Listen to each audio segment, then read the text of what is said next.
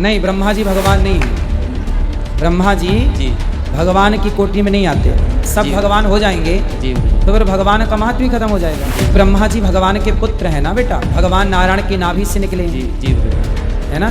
सब भगवान ही हो सकते, भगवान एक है। ब्रह्मा जी भगवान नारायण के नाभि से कमल, कमल से ब्रह्मा जी प्रकट हुए तो पुत्र हुआ कमल, फिर पुत्र का पुत्र मतलब पौत्र हो गए ब्रह्मा जी।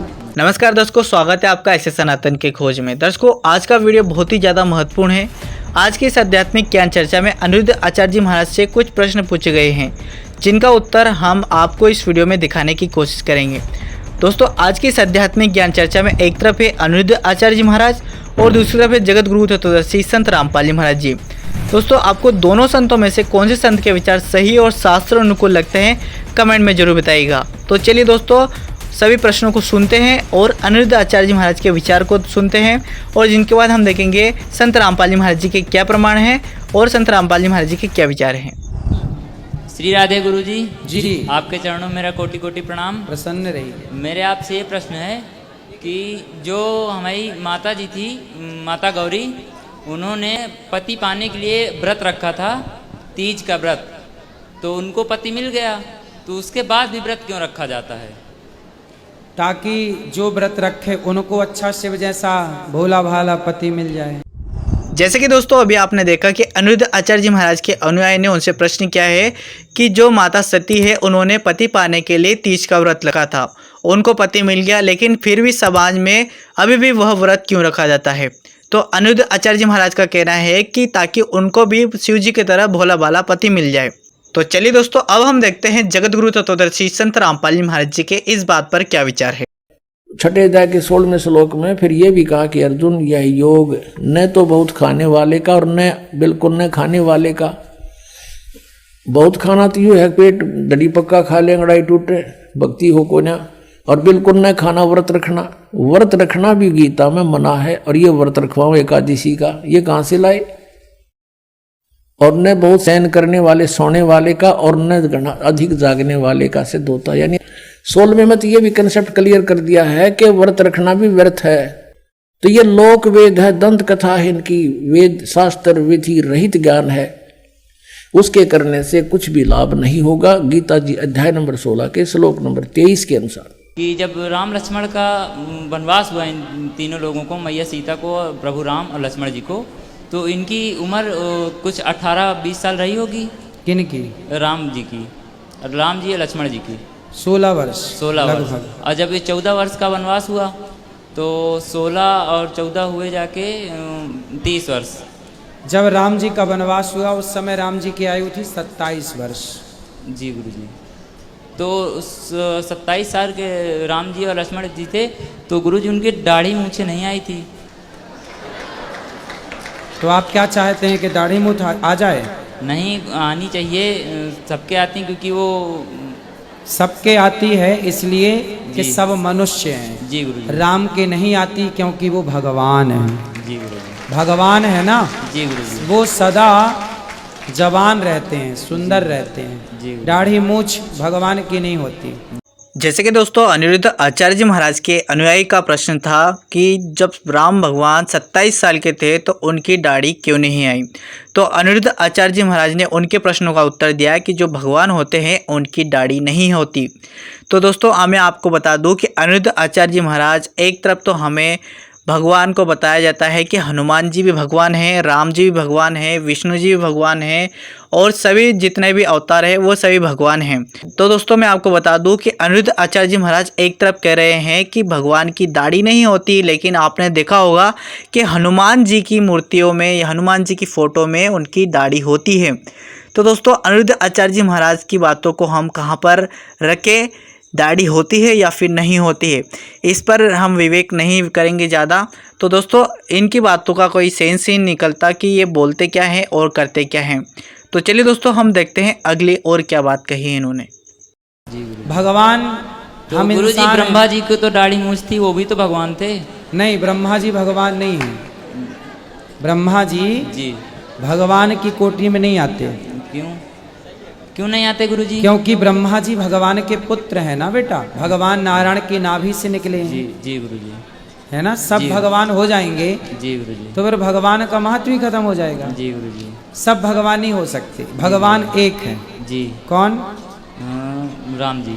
भगवान श्रीमन नारायण, श्रीमन नारायण। वह नारायण ही राम है, जी। वही कृष्ण है। जी गुरु जी। ब्रह्मा जी भगवान के पुत्र हैं। जी गुरु जी। ब्रह्मा जी भगवान के पुत्र हैं। पौत्र हैं। ब्रह्मा जी भगवान नारायण के नाभि से कमल, कमल से ब्रह्मा जी प्रकट भये। जी गुरु जी। तो पुत्र हुआ कमल, फिर पुत्र का पुत्र मतलब पौत्र हो गए ब्रह्मा जी। तो ब्रह्मा जी पुत्र हैं, पौत्र हैं। जी गुरु जी। ठीक है। जी गुरु जी। ब्रह्मा जी को भगवान की कोटि में नहीं रखा गया, लेकिन फिर भी मान लेते हैं ब्रह्मा विष्णु महेश को एक। ठीक है, जी। ठीक है। आगे अनिरुद्ध आचार्य जी महाराज के अनुयायी का तीसरा प्रश्न था, ब्रह्मा जी की भी तो दाढ़ी आती है, वो भी तो भगवान है। तो अनिरुद्ध आचार्य जी महाराज उनको कहते हैं कि ब्रह्मा जी भगवान नहीं हैं, ब्रह्मा जी विष्णु जी से उत्पन्न हुए हैं, ब्रह्मा जी विष्णु जी के पुत्र हैं। भगवान एक ही होते हैं, हर कोई भगवान नहीं हो सकता। दोस्तों कभी कभी अनिरुद्ध आचार्य जी महाराज कहते हैं कि ब्रह्मा विष्णु महेश वह एक ही भगवान के अवतार हैं और वह भी भगवान हैं। विष्णु जी भी भगवान हैं, राम जी भी भगवान हैं, हनुमान जी भगवान हैं, और जितने भी अवतार हैं वो सभी भगवान के ही रूप है, भगवान ही हैं। तो उन सभी में से किसी को भी मान लो, लेकिन अभी कह रहे हैं कि ब्रह्मा जी भगवान नहीं हैं, हर कोई भगवान नहीं हो सकता और भगवान एक ही होते हैं। तो चलिए दोस्तों देखते हैं कि आखिरकार ब्रह्मा जी के पिता कौन हैं और ब्रह्मा जी की उत्पत्ति कैसी हुई है। हमें ये लोक वेद सुना करते थे, ये अपने सदग्रंथों से भी परिचित नहीं थे। ये ब्राह्मण गुरु ऋषि महर्षि इन पुराणों से भी परिचित नहीं थे। और ब्रह्मा विष्णु महेश को अजरो अमर सर्वेश्वर महेश्वर, इनके कोई माता पिता नहीं, इनका जन्म मृत्यु नहीं होता, ऐसे कहा करते थे। ये लोक वेदता दंत कथा थी और इनके जीवनी में लिखा है कि ये तो नासवान है, इनकी जन्म मृत्यु होती है, दुर्गा इनकी माता है और ये ब्रह्म इनका पिता है, ज्योतिर्मय। ये देखिएगा जीवनी, ब्रह्मा विष्णु महेश की जीवनी है। ये वही देवी भागवत गीता प्रेस गोरखपुर से प्रकाशित, संपादक हनुमान प्रसाद पोदार चिमनलाल गोस्वामी। और देखना इस पे 123 पृष्ठ पे तीसरा स्कंद 123 पृष्ठ पे विष्णु जी अपनी माता दुर्गा की महिमा गा रहे हैं और अपनी सतीथि बता रहे हैं। तुम शुद्ध स्वरूपा हो, ये सारा संसार तुम्ही से उद्भासित हो रहा है। मैं ब्रह्मा विष्णु, मैं माने विष्णु ब्रह्मा और शंकर, हम सभी तुम्हारी कृपा से विद्यमान हैं। हमारा आविर्भाव मन जन्म, तिरोभाव मन मृत्यु हुआ करता है। केवल तुम ही नित्य हो, जगत जननी हो, प्रकृति और सनातनी देवी हो। ये प्रकृति शब्द भी याद रखना, आपका गीता जी में काम आएगा। जो 14वें अध्याय में दास आपको बताएगा कि प्रकृति से उत्पन्न तीनों गुण, रजगुण ब्रह्मा, सतगुण विष्णु, तमगुण शिव जी, ये जीव को कर्मानुसार फंसाए रखते हैं। प्रकृति माने दुर्गा, 14वें अध्याय के 3, 4, 5 श्लोक में लिखा है कि प्रकृति मेरी पत्नी है, मैं पति हूं इसका, इसके पेट में जीव स्थापित करता हूं जिससे सब जीवों की उत्पत्ति होती है। विष्णु जी कह रहे हैं कि मैं ब्रह्मा और शंकर हम सभी तुम्हारी कृपा से विद्यमान है। हमारा आविर्भाव मन जन्म, तिरोभाव मन मृत्यु हुआ करता है। केवल तुम ही नित्य हो, जगत जननी हो, प्रकृति और सनातनी देवी हो। इसी का समर्थन भगवान शंकर कहते हैं। भगवान शंकर बोले, देवी यदि महाभाग विष्णु तुम्ही से प्रकट हुए हैं यानी उत्पन्न हुए हैं, तो उनके बाद उत्पन्न होने वाले ब्रह्मा भी तुम्हारे ही बालक हुए। फिर मैं तुमको लीला करने वाला शंकर क्या तुम्हारी संतान नहीं हुआ? इति सिद्धम के ब्रह्मा विष्णु महेश नासवान है, दुर्गा इनकी माता है। मुझे भी उत्पन्न करने वाली तुम ही हो। शिवे संपूर्ण संसार की सृष्टि करने में तुम बड़ी चतुर हो। इस संसार की सृष्टि, स्थिति और संहार में तुम्हारे गुण सदा समर्थ हैं। उन्हीं तीनों गुणों से उत्पन्न हम ब्रह्मा विष्णु एवं शंकर नियमा अनुसार कार्य में तत्पर रहते हैं। इससे सिद्ध हो गया रजगुण ब्रह्मा, सतगुण विष्णु, तमगुण शिव जी।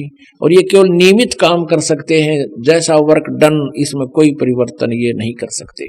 इस पवित्र पुराण के इन चंद पंक्तियों ने ये स्पष्ट कर दिया, 4 कंसेप्ट क्लियर कर दिए। एक तो ये है कि ब्रह्मा विष्णु महेश नासवान, इनकी जन्म मृत्यु होती है।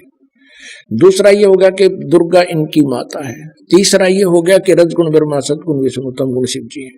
और चौथा ये हो गया कि ये केवल जैसा जिसने कर्म किया है उतना ही आपको दे सकते हैं, उसमें कोई परिवर्तन नहीं कर सकते। जैसे कि दोस्तों अभी आपने देखा अनिरुद्ध आचार्य जी महाराज के विचार और संत रामपाल जी महाराज जी के विचार।